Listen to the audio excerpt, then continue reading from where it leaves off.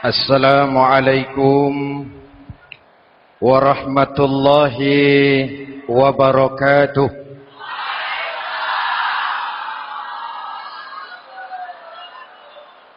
Alhamdulillahi rabbil alamin. Wassalatu wassalamu ala asyrafil mursalin Sayyidina wa maulana Muhammadin wa ala alihi wa sahbihi ajma'in, amma ba'du. Saudara-saudara kaum muslimin yang berbahagia, hadirin, kesempatan malam ini saya ingin cerita akhirat saja. Sudah pernah ke akhirat belum? Mau?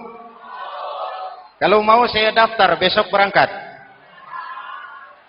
Salah satu rukun iman yang 6, percaya kepada adanya akhirat. Satu saat alam ini akan hancur sehancur-hancurnya. Bumi, gempa, gunung, meletus, air laut tumpah ke darat. Planet-planet bertabrakan, halilintar menyambar, angin topan bertiup. Semua yang bernama hidup mati, itu kiamat. Lalu kita akan dibangkitkan di padang mahsyar, dibangkitkan dari kubur kita masing-masing. Dan subhanallah, pada saat bangkit dari kubur itu, keadaan muka kita ini menurut satu riwayat berubah menurut amalan kita masing-masing. Jangan heran nanti ada yang dibangkitkan dari kuburnya itu mukanya berubah jadi muka tikus. Hebat sekali, badannya badan manusia, tangannya tangan manusia, mukanya muka tikus. Sebab apa? Sebab waktu di dunia amalannya amalan tikus. Apa amalan tikus itu? Suka menggeragoti barang yang disimpan rapi-rapi.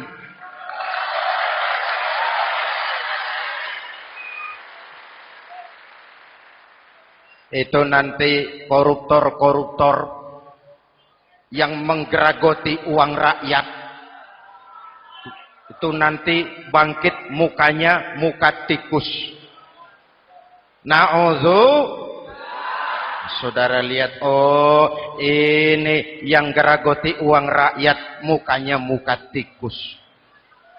Ada lagi yang bangkit dari kubur, mukanya itu berubah jadi muka harimau. Kenapa? Waktu di dunia amalannya amalan harimau. Apa harimau itu? Mau menang sendiri, keras kepala, kupeh. Di mana ada hutan, rajanya pasti harimau. Padahal hutan belum pernah bikin pemilihan umum. Betul? Tapi harimau tidak peduli. Ada pemilihan umum atau tidak, saya raja hutan. Setelah naik jadi raja di hutan, harimau bukan melindungi rakyatnya, malah makanin rakyatnya.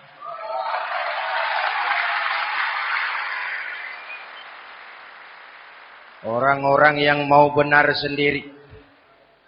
Ada lagi yang bangkit dari kubur gagah, mukanya muka ketek. Sebab apa? Waktu di dunia amalannya amalan ketek. Apa ketek itu?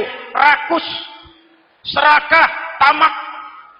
Coba, ketek itu kasih pisang, dimakan. Berikan lagi, pegang. Berikan lagi, kakinya yang megang. Temannya diberikan, masih dirampas juga. Ketek. Serakah. Kalau mental ketek masih gentayangan di republik ini, maka pemerataan cuman akan jadi dongeng. Kaum muslimin yang berbahagia, pada saat itu di akhirat nanti, setiap orang sibuk dengan urusannya sendiri-sendiri. boleh jadi setiap kita lalu akan dimintakan pertanggungjawaban jawab. Boleh jadi orang tua tidak sempat lagi mengingat anaknya, saudara tidak lagi sempat memikirkan saudaranya. Tiap orang akan dimintakan pertanggungjawaban jawab. Dalam kondisi seperti itu, Rasulullah mengajarkan sab'atun yuzilluhumullahu yawma la zilla illa zilluh. Ada 7 golongan manusia yang di akhirat nanti akan langsung mendapat perlindungan dari Allah Subhanahu wa taala. Orang lain sibuk, dia tenang. Orang lain resah dan gelisah, dia ayem. Kenapa? Mendapat perlindungan dari Allah. Sebab ketika di dunia ia memberikan perlindungan kepada orang banyak. Siapa mereka? Mudah-mudahan kita termasuk salah satu di dalamnya. Mencari perlindungan Allah lebih-lebih dalam situasi sekarang ini. Pertama, imamun adil. Yang akan mendapat perlindungan langsung dari Allah adalah pemimpin yang adil. Sebab apa? Pemimpin yang adil melindungi banyak rakyat, maka pantas di akhirat dilindungi oleh Allah Subhanahu. Kita ini kan zon politikan. Kita ini makhluk yang tidak mungkin hidup sendiri-sendiri. Untuk melaksanakan hajat bersama, kita memerlukan pemimpin. Memilih pemimpin itu tidak sulit. Dalam fikih, ketika sholat, itu dijelaskan bagaimana cara memilih imam. Siapa yang diangkat jadi imam? Pertama, a'lamuhum. Orang yang paling alim di kampungmu siapa? Angkat jadi imam. Yang paling alim, paling menguasai persoalan sehingga bisa membawa bangsa keluar dari kesulitan. Pemimpin yang bisa menyelesaikan masalah, bukan yang menimbulkan masalah.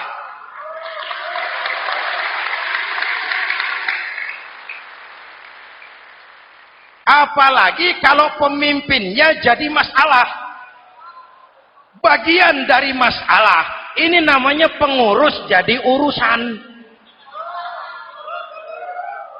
A'lamuhum.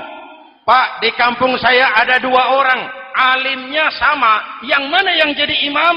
Afsahuhum, yang lebih fasih lidahnya, yang paling pandai menyuarakan aspirasi rakyatnya, punya sense of crisis. Yang satu alim tapi pelo. Yang satu alim tidak pelo, yang tidak pelo jadi imam. Kenapa? Tidak sah orang fasih bermakmum kepada imam pelo. Pak, ini imam pelo, makmum pelo semua. Sah. Namanya kampung pelo. Aduh Pak, ini 2 orang alimnya sama, fasihnya sama. Yang mana yang jadi imam? Aktsaruhum sinnan, yang lebih tua umurnya, senioritas baru dihitung. Lahirnya bareng Pak. Yang mana yang jadi imam? Awaluhum hijratan, yang lebih dulu tinggal di situ, yang punya semangat nasionalisme yang tinggi, yang cinta kepada bangsa dan rakyatnya. Sudah ada imam? Sudah. Ayo azan. Apa azan itu? Proklamasi. Salat mau dimulai. Sudah azan? Sudah. Qobliyah 2 rakaat. Qobliyah. Apa qobliyah itu? Dulu ada namanya Panitia Persiapan Kemerdekaan Indonesia. Qobliyah. Sudah qobliyah? Sudah. Luruskan shaf. Atur barisan yang lurus. Rapatkan barisan. Apa ini? Bentuk pemerintahan yang kompak, bersih, berwibawa. Jangan sesama elit saling tawuran.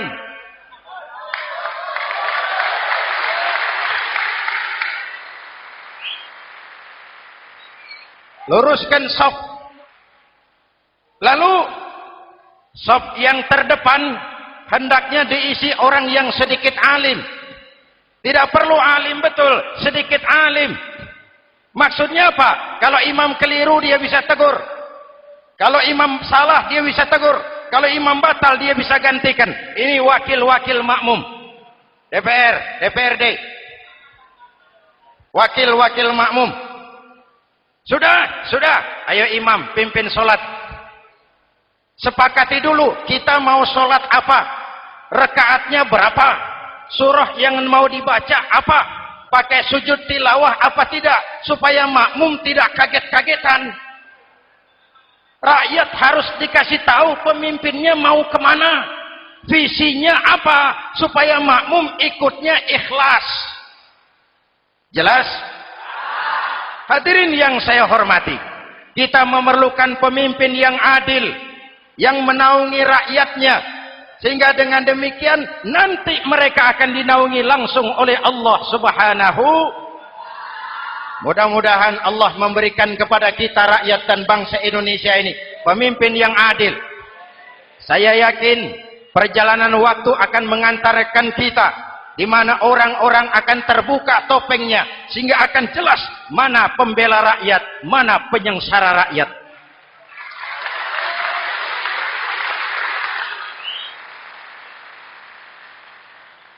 Lalu sebenarnya tiap kita ini kan pemimpin. Pak Lurah pemimpin di kelurahannya, Pak Camat pemimpin di kecamatannya, kepala suami pemimpin di rumah tangganya, anak muda pemimpin bagi dirinya, dan setiap kita akan dimintakan pertanggunggan jawab tentang apa yang kita pimpin. Marilah setiap kita berusaha menjadi pemimpin yang adil. Satu. Yang kedua, syab nasya'a fi ibadatillah, anak muda yang tekun beribadah kepada Allah. Amin. Remaja adalah masa depan kita semua. Akan bagaimana Republik Indonesia, bahkan akan bagaimana Islam di Republik Indonesia 20, 30, 40 tahun yang akan datang, anak-anak kita jawabannya. Jelas? Maka menghancurkan Islam tidak usah menyegel masjid, tidak usah menutup pesantren, tidak perlu melarang pengajian. Cukup dengan meracuni remaja dan pemuda Islam, menjauhkan mereka dari agama dan ulama. Kalau mereka sudah jauh dari agama dan ulama, tinggal menunggu pergantian generasi.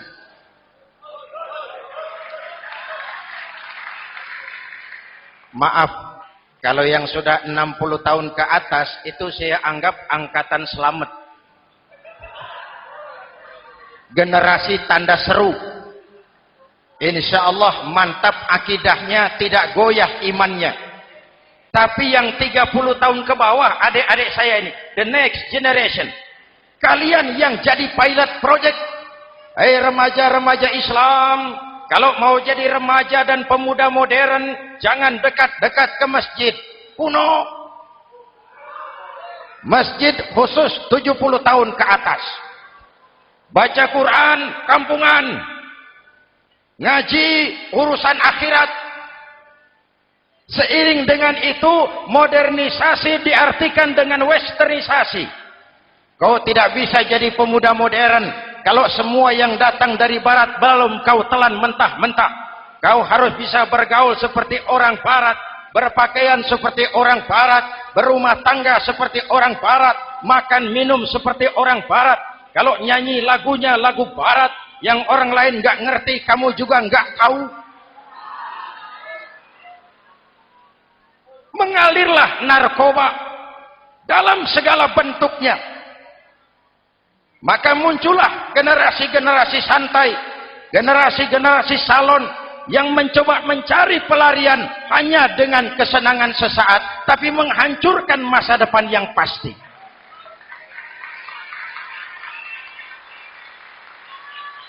Maka mengalirlah free love, free sex, Samenleben, hidup bersama di luar nikah alias kumpul. Ya sama saja, kumpul kebo, kumpul embek itu sama. Hadirin yang saya hormati, kalau sudah hancur tinggal menunggu pergantian generasi. Oleh karena itu, adik-adik saya, para remaja, para pemuda, kalian harapan kami semua. Di pundak kalian Kami pertaruhkan hari depan bangsa dan negara ini. Hidup cuma putaran menunggu giliran. Ada saat datang, ada waktu pergi. Ada hari lahir, ada saat kembali. Ada hari dilantik, ada saat untuk menyerahkan jabatan. Hidup cuma sekadar menunggu giliran. Karena itu kepada kalian saya ingatkan satu ucapan orang bijak. Hai anak muda, berpikirlah kau di waktu pagi. Bekerjalah di waktu siang. Makanlah di waktu sore. Dan tidurlah di waktu malam. Berpikir di waktu pagi. Belajar mumpung masih muda. Bekerjalah di waktu siang. Amalkan ilmu itu setelah dewasa. Makanlah di waktu sore, hari tua tinggal menikmati hasilnya. Tidurlah di waktu malam, matilah dengan tenang. Kalau pagi kau tidak berpikir, nanti siang kau tidak akan bisa bekerja. Kalau siang tidak kerja, nanti sore mau makan apa? Kalau sore tidak makan, alamat malam nggak bisa tidur.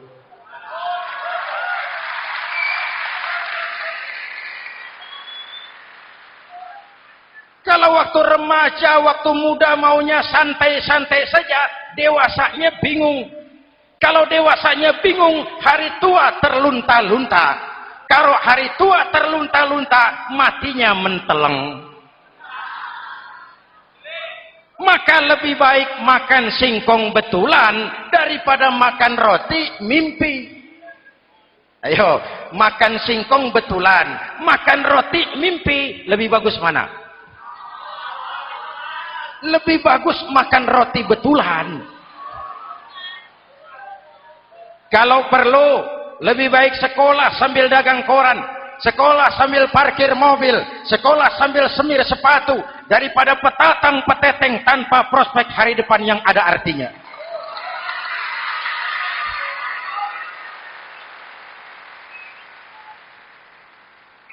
Inilah golongan kedua yang nanti akan langsung mendapat perlindungan dari Allah. Anak muda yang tekun ibadah. Kalau orang tua tekun ibadah, pantas. Orang tua rajin ibadah, tidak istimewa. Masya Allah Pak, itu orang tahajudnya hebat, wirid yasinnya mantap, puasanya luar biasa, zikirnya mantap. Umurnya berapa? 70. Wajar. Lalarwi sanjo. Sudah larut senja. Kalau 70 masih jadi preman, kapan tobatnya? Tapi kalau ada anak muda, darahnya masih mengalir dengan panas, keinginannya masih sejuta khayal, dia bisa salurkan di jalan Allah, itu amat disukai Allah, dan itu akan mendapat perlindungan langsung dari Allah Subhanahu. Hadirin kaum muslimin di seluruh tanah air yang saya cintai. Sekarang kita sampai kepada golongan ketiga yang nanti dinaungi Allah. Itu siapa? Rajulun qalbuhu mu'allaqun bil masajid. Seseorang yang hatinya selalu terpaut kepada masjid. Masjid memang tempat melaksanakan sholat, tapi lebih dari itu dia adalah pusat kegiatan umat. Umat Islam dengan masjid seperti ikan dengan air, tidak boleh berpisah. Sehingga ada hadis qudsi mengajarkan, inna buyuti fil ardil masajid wa inna zuwari fiha ummaruha. Rumahku di permukaan bumi adalah masjid. Orang-orang yang memakmurkan masjid adalah tamuku. Dari masjidlah terpancar semangat silaturahmi. Dan itu yang sangat kita perlukan sekarang. Di tengah-tengah kerentanan kita sebagai bangsa, masjid harus jadi lem perekat. Di sini siapapun yang datang mengucapkan Assalamualaikum. Betul? Menebarkan salam. Menebarkan rasa damai. Bersalaman. Kata Nabi, ma min muslimaini yaltaqiyani fayatasafahani illa ghafarallahu dzunubahuma. Apabila dua orang Islam bertemu lalu bersalam-salaman, Allah akan menghapuskan dosa yang terjadi di antara kedua orang itu. Bangsa kita sedang rentan perpecahan. Benih-benih disintegrasi bertebaran di mana-mana. Maka mari kita kembali ke masjid untuk menyusun semangat kebersamaan, meluruskan saf, merapatkan barisan, dan menerjemahkannya di luar masjid. Ini ada kaitannya dengan faktor yang keempat, yang langsung dilindungi Allah. Siapa mereka? Rajulani tahabba fillahi ijtama'a alaihi wa tafarraqa alaihi. Dua orang yang bersaudara, bertemu karena Allah, berpisah karena Allah. Itu akan dilindungi langsung oleh Allah di hari akhirat nanti. Dua orang bersaudara, bertemu karena Allah, berpisah pun juga karena Allah. Tadi dalam perjalanan ke sini, saya melalui sebuah desa. Masih ada sisa-sisa tawuran antar desa. Saya tidak sebutkan desanya, itu rahasia perusahaan. Saya cuma prihatin, siapa lawan siapa, siapa yang kita bakar rumahnya, siapa yang kita sambiti dengan batu, siapa yang kita rugikan, padahal urusannya kadang-kadang sepele. Di satu desa misalnya, cuma urusan kaset jadi tawuran antar desa. Ini kan hal yang sangat sepele. Padahal Nabi mengajarkan dengan keras, kalau dua orang Islam saling bertengkar, al-qatil wal maktul finnar. Yang membunuh dan yang dibunuh, dua-duanya neraka. Sahabat bertanya, ya Rasul, kalau yang membunuh masuk neraka, pantas. Kenapa yang dibunuh neraka juga? Rasulullah senyum lalu berkata, yang dibunuh pun sudah punya niat membunuh. Cuma keduluan dibunuh. Andai kata tidak dibunuh, dia yang akan membunuh. Mari kita renungkan, kenapa sebagai bangsa kita seperti tercabut dari akar budaya kita. Kita jadi beringas, kita jadi brutal untuk hal yang sepele. Yang satu teriak Allahu Akbar, yang lain teriak Allahu Akbar. Siapa lawan siapa? Dulu Bung Tomo teriak Allahu Akbar, musuhnya londo. Sayyidina Hamzah, Khalid bin Walid teriak Allahu Akbar, yang dilawan kafir. Abu Jahal, Abu Lahab, Abu Sufyan. Sekarang si Ali lawan si Hasan, Hasan Allahu Akbar, Ali Allahu Akbar. Siapa lawan siapa?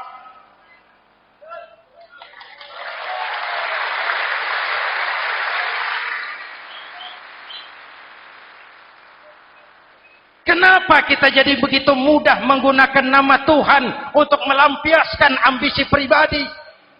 Kenapa Allahu Akbar yang begitu sakral kita lepas cuma untuk pelampiasan sebuah dendam? Dua orang yang bersaudara, bertemu karena Allah, berpisah karena Allah. Itu ukurannya. Kau di jalan Allah, kau saudaraku. Keluar dari jalan Allah, selesai persaudaraan sampai di sini.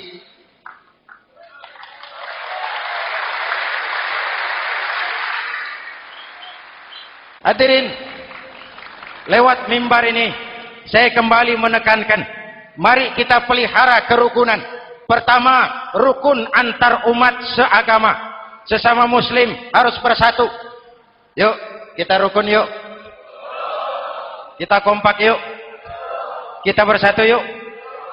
Sesama muslim, kaos boleh berbeda, boleh.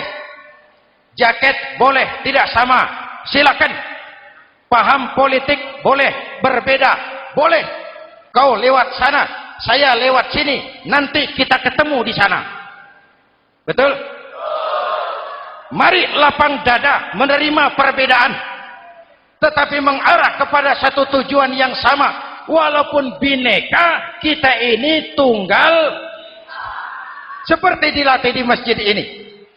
Dua orang yang bersaudara, bertemu karena Allah, berpisah karena Allah. Hati-hati, di masyarakat sekarang ini kan lebih banyak tukang kompor daripada tukang lem. Tahu tukang kompor? hangati sana, panasi sini, bakar sana, sulut sini, terbakar kita, dia lari tepuk tangan.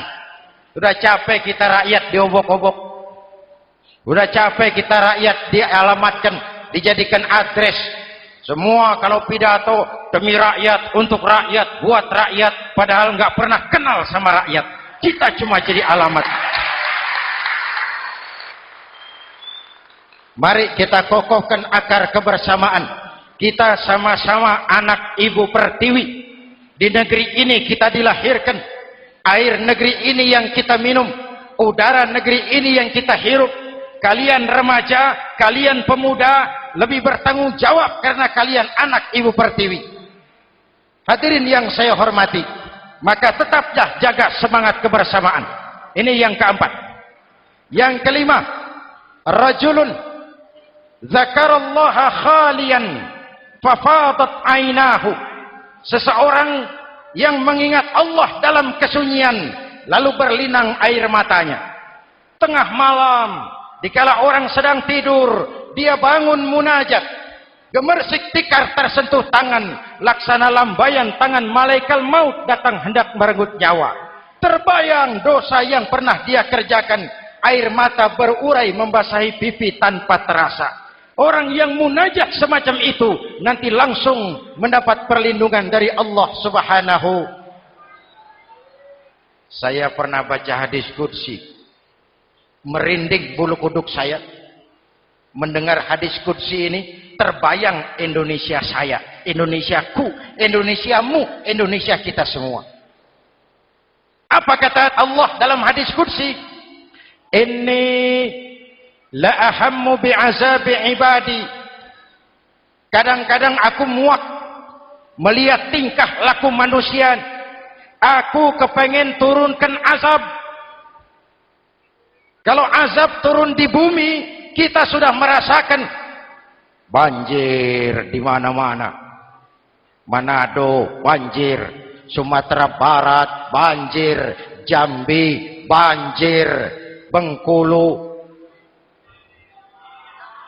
tanah longsor di Purworejo, Cilacap banjir, Sukabumi gempa, Pandeglang gempa, ekonomi terpuruk, antar kampung tawuran, antar elit di atas tawuran.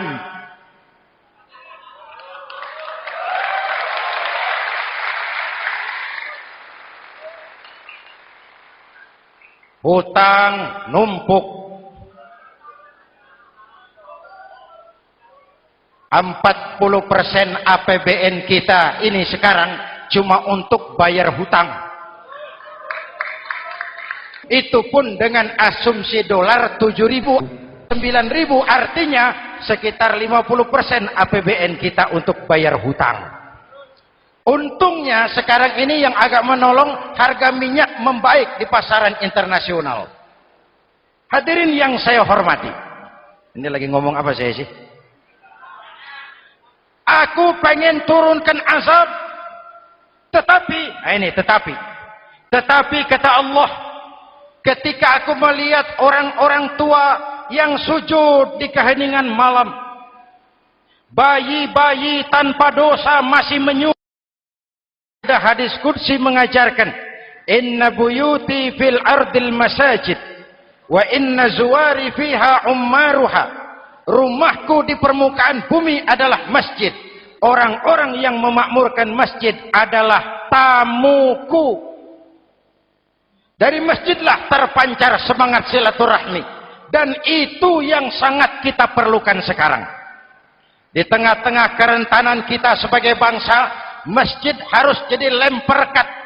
Di sini siapapun yang datang mengucapkan assalamualaikum. Betul? Menebarkan salam, menebarkan rasa damai, bersalaman. Kata Nabi, ma min muslimaini yaltaqiyani fayatasafahani illa ghafarallahu dzunubahuma. Apabila dua orang Islam bertemu lalu bersalam-salaman, Allah akan menghapuskan dosa yang terjadi di antara kedua orang itu. Bangsa kita sedang rentan perpecahan. Benih-benih disintegrasi bertebaran di mana-mana. Maka mari kita kembali ke masjid untuk menyusun semangat kebersamaan, meluruskan saf, merapatkan barisan, dan menterjemahkannya di luar masjid. Ini ada kaitannya dengan faktor yang keempat, yang langsung dilindungi Allah. Siapa mereka? Rajulani tahabba fillahi ijtama'a alaihi wa tafarraqa alaihi. Dua orang yang bersaudara, bertemu karena Allah, berpisah karena Allah. Itu akan dilindungi langsung oleh Allah di hari akhirat nanti. Dua orang bersaudara, bertemu karena Allah, berpisah pun juga karena Allah. Tadi dalam perjalanan ke sini, saya melalui sebuah desa. Masih ada sisa-sisa tawuran antar desa. Saya tidak sebutkan desanya, itu rahasia perusahaan. Saya cuma prihatin, siapa lawan siapa, siapa yang kita bakar rumahnya, siapa yang kita sambiti dengan batu, siapa yang kita rugikan, padahal urusannya kadang-kadang sepele.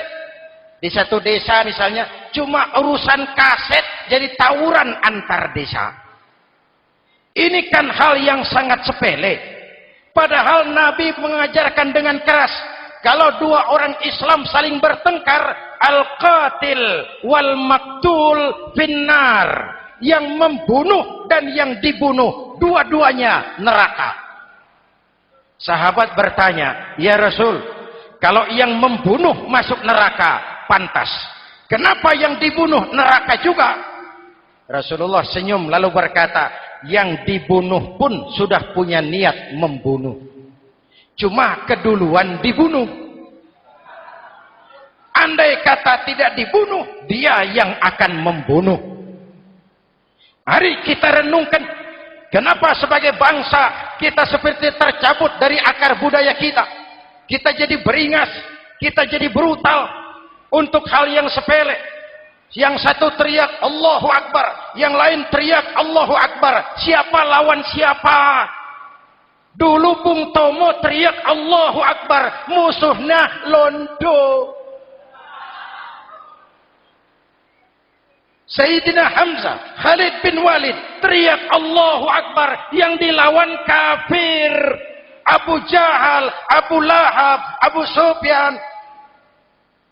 Sekarang si Ali lawan si Hasan, Hasan Allahu Akbar, Ali Allahu Akbar. Siapa lawan siapa?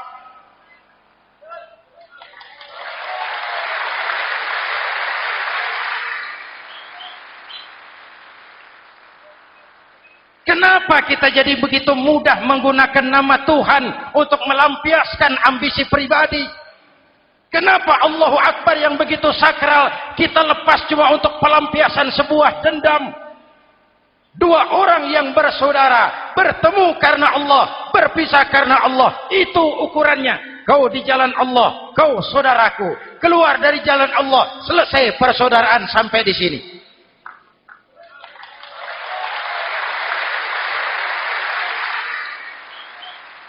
Hadirin, lewat mimbar ini saya kembali menekankan, mari kita pelihara kerukunan. Pertama, rukun antar umat seagama, sesama muslim harus bersatu. Yuk kita rukun, yuk kita kompak, yuk kita bersatu, yuk. Sesama muslim, kaos boleh berbeda, boleh, jaket boleh tidak sama, silakan. Paham politik boleh berbeda, boleh. Kau lewat sana, saya lewat sini, nanti kita ketemu di sana. Betul? Mari lapang dada menerima perbedaan, tetapi mengarah kepada satu tujuan yang sama. Walaupun bineka, kita ini tunggal. Seperti dilatih di masjid ini. Dua orang yang bersaudara, bertemu karena Allah, berpisah karena Allah. Hati-hati, di masyarakat sekarang ini kan lebih banyak tukang kompor daripada tukang lem. Tahu tukang kompor? Hangati sana, panasi sini, bakar sana, sulut sini. Terbakar kita, dia lari tepuk tangan. Sudah capek kita rakyat diobok-obok. Udah capek kita rakyat dialamatkan, dijadikan address. Semua kalau pidato demi rakyat, untuk rakyat, buat rakyat, padahal nggak pernah kenal sama rakyat. Kita cuma jadi alamat. Mari kita kokohkan akar kebersamaan. Kita sama-sama anak Ibu Pertiwi. Di negeri ini kita dilahirkan. Air negeri ini yang kita minum. Udara negeri ini yang kita hirup. Kalian remaja, kalian pemuda, lebih bertanggung jawab karena kalian anak Ibu Pertiwi. Hadirin yang saya hormati, maka tetaplah jaga semangat kebersamaan. Ini yang keempat. Yang kelima, rajulun zakarallaha khalian fafadat ainahu. Seseorang yang mengingat Allah dalam kesunyian lalu berlinang air matanya. Tengah malam, dikala orang sedang tidur, dia bangun munajat. Gemersik tikar tersentuh tangan, laksana lambaian tangan malaikat maut datang hendak merenggut nyawa. Terbayang dosa yang pernah dia kerjakan, air mata berurai membasahi pipi tanpa terasa. Orang yang munajat semacam itu nanti langsung mendapat perlindungan dari Allah Subhanahu. Saya pernah baca hadis qudsi, merinding bulu kuduk saya mendengar hadis qudsi ini. Terbayang Indonesia saya, Indonesiaku, Indonesiamu, Indonesia kita semua. Apa kata Allah dalam hadis qudsi? Inni la ahammu bi'azabi ibadi. Kadang-kadang aku muak melihat tingkah laku manusia. Aku kepengen turunkan azab. Kalau azab turun di bumi, kita sudah merasakan banjir di mana-mana. Manado banjir, Sumatera Barat banjir, Jambi banjir, Bengkulu, tanah longsor di Purworejo, Cilacap banjir, Sukabumi gempa, Pandeglang gempa, ekonomi terpuruk, antar kampung tawuran, antar elit di atas tawuran.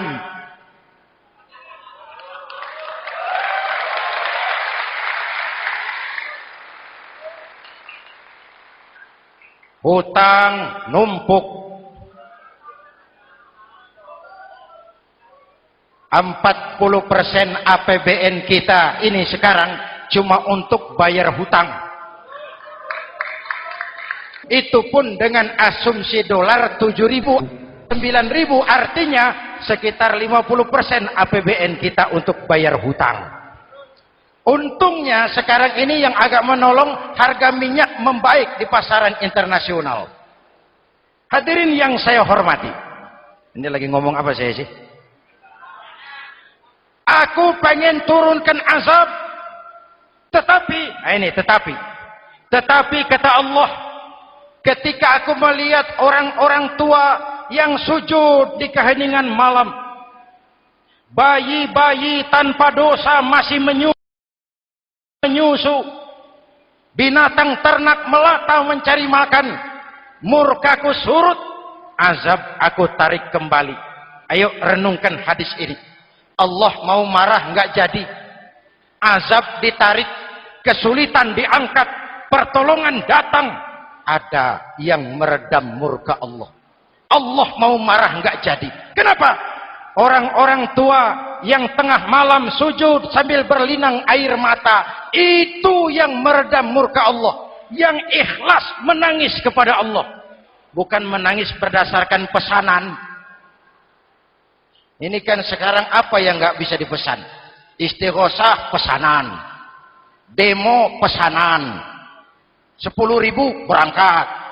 Ngerti apa enggak urusan soal lain.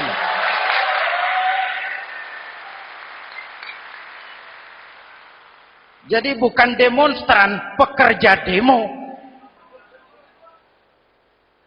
Orang tua yang ikhlas nangis kepada Allah di keheningan malam, kita hutang jasa kepada orang-orang tua yang ikhlas seperti itu.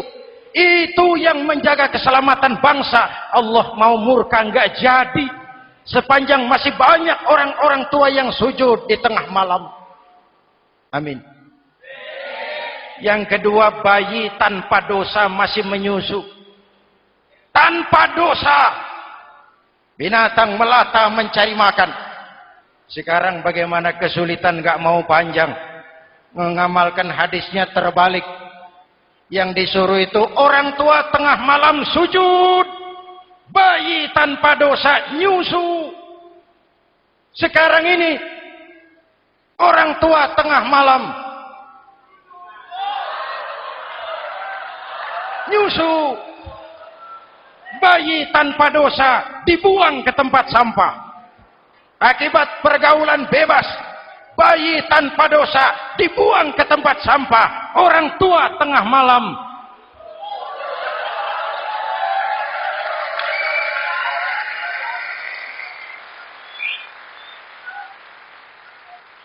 hadirin. Yang keenam, rajulun da'athum ra'atun zatu mansibin wa jamalin ila nafsiha faqala inni akhafu Allah rabbal alamin. Orang yang bermoral dibujuk rayu oleh perempuan cantik, lalu dia berkata, maaf, saya takut kepada Allah. Orang bermoral yang merasakan kehadiran Allah dekat dalam hidup. Umpama waktu puasa, saudara sholat zuhur. Sebelum sholat saudara berwudu. Ketika berkemur saudara korupsi. Sedikit airnya saudara minum. Jangankan polisi, teman wudu sebelah pun tidak tahu kalau waktu berkemur saudara korupsi. Kenapa kita tidak mau melakukan? Ada rasa malu kepada Allah. Ini yang perlu kita tumbuh kembangkan. Rasa malu kepada Allah subhanahu wa ta'ala. Yang ketujuh, rajulun tasaddaqa bi sadaqatin fa akhfaha. Orang yang bersedekah lalu disembunyikan sehingga tangan kiri tidak tahu apa yang diberikan oleh tangan kanan. Orang yang punya kepedulian tinggi tetapi ikhlas menolong yatim, membantu sesama dalam rangka menegakkan masyarakat yang adil dan makmur. Mari kita mohon kepada Allah, semoga kita semua senantiasa dalam perlindungannya di dunia ini dan lebih-lebih di akhirat nanti. Al-Fatihah. A'udzubillahi Siratal ladzina an'amta 'alaihim ghairil maghdubi 'alaihim waladdallin. Amin. Bismillahirrahmanirrahim. Alhamdulillahirabbil alamin. Allahumma shalli ala Muhammad wa ala alihi washabihi ajmain. Rabbana taqabbal minna salatana wa siyamana wa qiyamana wa takhashu'ana wa ta'abbudana wa tammim taqsirana ya arhamar rahimin. Allahumma ja'alna minas su'ada'il makbulin wa la taj'alna minal ashqiya'il mardudin. Rabbana zalamna anfusana wa illam taghfir lana wa tarhamna lanakunanna minal khasirin. Afdalu ma qultuhu ana wan nabiyyuna min qabli la ilaha illallah.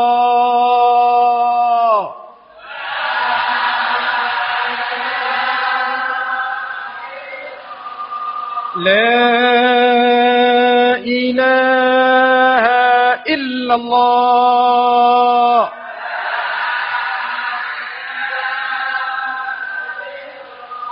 Muhammadur Rasulullah.